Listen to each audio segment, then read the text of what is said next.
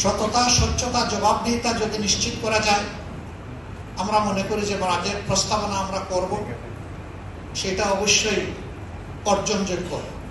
এর সুফল জনগণ পায় না, কিছু অসৎ সুবিধাভোগীদের পকেটে এর সুফল চলে যায়।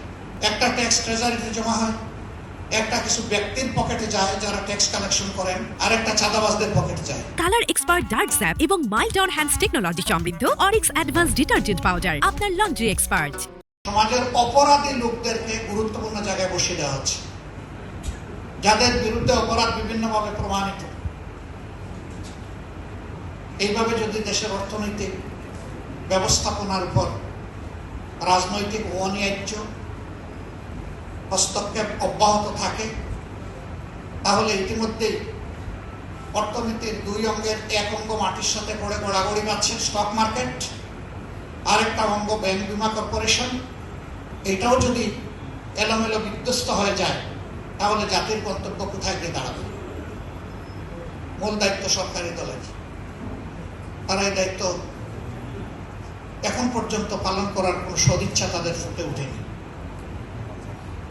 কিন্তু আমরা এই দেশকে ভালোবাসি, এই দেশকে ভালোবাসার কারণেই আমরা মনে করি যে আগামী বাজেট কেমন হওয়া উচিত সেই ব্যাপারে জনগণের অভিপ্রায়কে অনুধাবন করে জনগণের সামনে আমাদের চিন্তাগুলো পেশ করা উচিত। এটি বাজেট নয়, এটা বাজেটের পূর্ব ধারণা। এখান থেকে যদি সরকার ভালো কিছু পিক আপ করেন, জনগণ উপকৃত হবে। এটা কোনো দলের বিষয় নয়। আমরা এই বাজেট কোনো দলের জন্য দিচ্ছি না। এই বাজেট 18 বা 20 কোটি মানুষের জন্য হতে পারে। আমরা যে প্রস্তাবনাটা জনগণের সামনে পেশ করব, এটা শর্ত আছে। এই বাজেট বাস্তবায়নের জন্য সততা, স্বচ্ছতা লাগবে, জবাবদিহিতা লাগবে। সততা, স্বচ্ছতা, জবাবদিহিতা যদি নিশ্চিত করা যায়, আমরা মনে করি যে বাজেট প্রস্তাবনা আমরা করব, সেটা অবশ্যই অর্জনযোগ্য, এটা অর্জন করা সম্ভব। কিন্তু যদি সততা, স্বচ্ছতা এবং অ্যাকাউন্টেবিলিটি না থাকে, তাহলে যে বাজেট সরকারি দেব, ওই বাজেট কার্যকর হবে না। আরো কিছু বিষয় আমাদের প্রস্তাবনায় থাকবে, সেটা এখানে এবং সংসদে। আমাদের ফিসকাল ইয়ার হচ্ছে জুলাই টু জুন। জুন মাস বর্ষা, খরা, দুর্যোগ, সাইক্লোন, এগুলাতে সাধারণত আমাদের দেশ আক্রান্ত হয়। আমরা লক্ষ্য করি এডিপির একটা বিশাল অংশ শেষের 2 মাসে তাড়াহুড়া করে বাস্তবায়নের চেষ্টা করা হয়। এটি বাস্তবায়ন নয়, এটি হচ্ছে গণলুটপাট। এর সুফল জনগণ পায় না, কিছু অসৎ সুবিধাভোগীদের পকেটে এর সুফল চলে যায়। আমরা সংসদে প্রস্তাব দেব যে আমাদের ফিসকাল ইয়ারটি ক্যালেন্ডার ইয়ার সাথে মিলিয়ে করা হবে।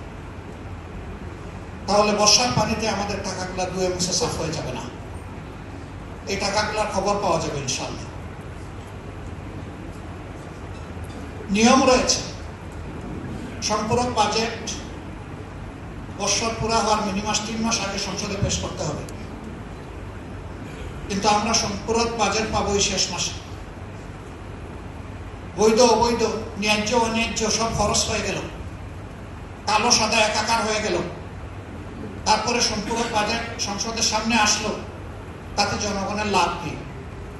আমরা কথা বললেই বা তার বেনিফিট কি? এই বিষয়গুলো আমাদের আগামীতে সংসদের ভিতরে প্রস্তাবনায় থাকবে ইনশাআল্লাহ। আরো অনেকগুলো মৌলিক বিষয়, আমাদের ট্যাক্সেশন কালেকশনের যে পদ্ধতি রয়েছে, এটা দারুণ ত্রুটিপূর্ণ। যারা ট্যাক্স দেন তারা 3টা ট্যাক্স দেন। একটা ট্যাক্স ট্রেজারিতে জমা হয়, একটা কিছু ব্যক্তির পকেটে যায় যারা ট্যাক্স কালেকশন করেন, আমি সবার কথা বলছি না, কিন্তু অনেকেই। আরেকটা চাঁদাবাজদের পকেটে যায়, ব্যবসায়ীরা অতিষ্ঠ, যার কারণে ট্রেজারির ট্যাক্সটা তার টার্ন ওভার ভলিউমের দিক থেকে ছোট হয়ে আসে।